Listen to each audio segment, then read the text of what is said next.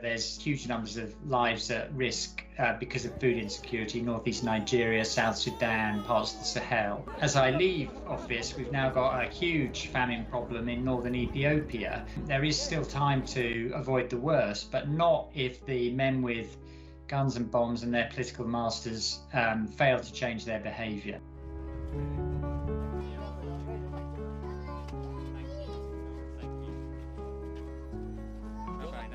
I think it's really, really important that we remain self-critical, avoiding complacency and avoiding the wrong belief that just because you are trying to do good, you are necessarily doing the best you can. I think that's a very dangerous mindset to allow yourself to fall into. So we should always be frustrated at the problems we face. We should always be striving to do better because we owe that to the people whose lives we're trying to protect and improve. The last 4 years have been an unusually difficult time. Expansion of conflict in many places, a failure to resolve long-standing conflicts like Syria and Yemen, and new ones too. Secondly, we've seen the growing impacts of climate change. And thirdly, we've had disease outbreaks, not just the pandemic, but of course the pandemic's made a huge difference.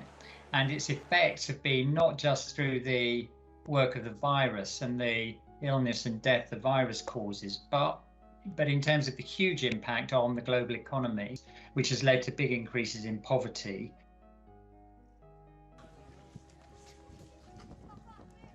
I've been lucky that I've been blessed with an ability to park my professional responsibilities and sustain my own resilience and keep going. And that's something you have to be able to do if you're doing these challenging jobs where you confront a lot of misery the whole time and lots of challenges the whole time. What it is really important to say, though, is that we have avoided the worst outcomes in some of the big crises. I've been very worried for the whole of the last year of a huge famine engulfing and consuming the lives of and taking the lives of millions of people in Yemen. And we've been able to stave that off so far.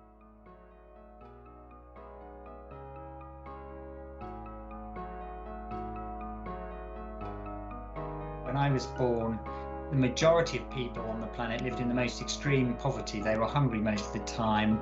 Many children died in infancy. People were unable to send their children to school. There's been huge progress, and those conditions prevail now, not in more than 50% of people's lives, but in about 10% of people's lives.